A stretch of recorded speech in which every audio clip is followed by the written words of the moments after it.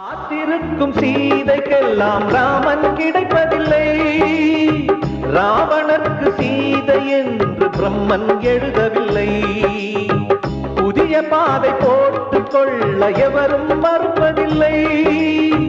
பலிகள் கேட்கும் பழமை தன்னை யாரும் பொறுப்பதில்லை. பெண்ணுக்கு பெண்ணிங்கு எதிரி இல்லை. பெண்மையை காட்டிலும் தெய்வமில்லை.